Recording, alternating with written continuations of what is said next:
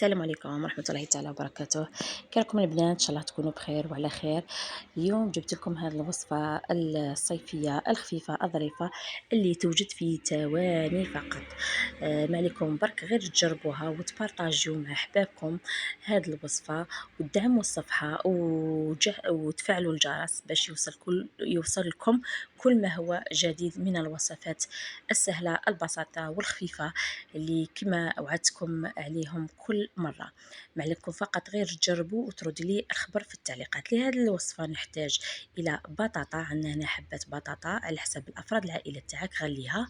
وهنايا ديت مقلة، درت فيها شوية زيت. وهنايا غادي نزيد معها سكرفش سنات تاع الثوم، راح نقلي هذاك الثوم شويه قد ما ياخذ اللون شويه. نزيد للثوم بعد ما يتقلى هذيك البطاطا بعد ما تغلي وتكمل راح نصفيها من الماء ونخليها تكتر، ومن بعد نزيدها لهذا الثوم بعد ما نقليه.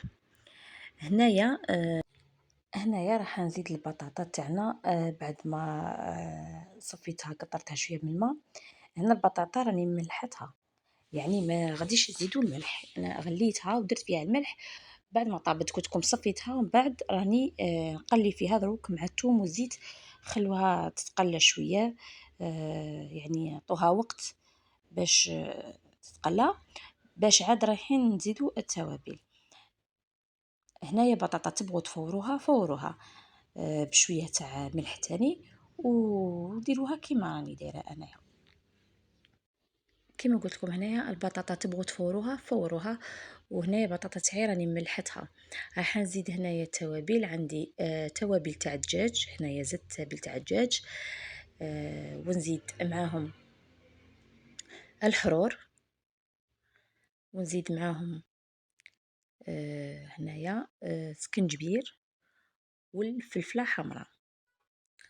نعاود لكم توابل، عندنا توابل تاع الدجاج، عندنا الحرور، عندنا سكنجبير،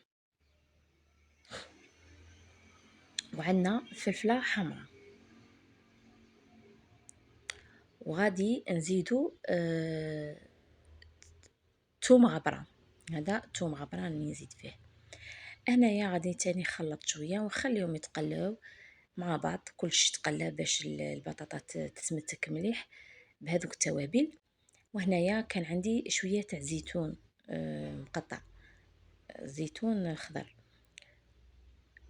وراح نزيدو هنايا على البطاطا. نزيد الزيتون، ومن بعد نروحو نجيبو هنايا البيض على حسب الكميه اللي عندكم تاع البطاطا. هنايا ديت البيض تاعي ضربته مليح، ومن بعد راكم تشوفوا هنايا غادي نروح نفرغو كامل على هاد البطاطا، نفرغوه فوق البطاطا كامل، صاير داير كاع على البطاطا، ونخليه يطيب. قبل عفوا كان عندي هنا فرماج رابي، غادي نزيد الفرماج مبشور الفوق هاد البيض، ونغطي المقله تاعي بغطاء باش البيض تاعنا يطيب والفرماج تاعنا يذوب. هذه هي الاكله نتاع اليوم، ان شاء الله تنال اعجابكم وديروها وتردوا لي خبر في التعليقات كيفاش جاتكم. هنايا عفوا في الاخير بعد ما اللي طاب البيض وكلشي زدت هنا زعتر، هنا راني زايده الزعتر البري. شويه ديري في يدك وحكي باش يزيد يعطيك البنه لهذيك البطاطا ويجي بنين بزاف. جربوه.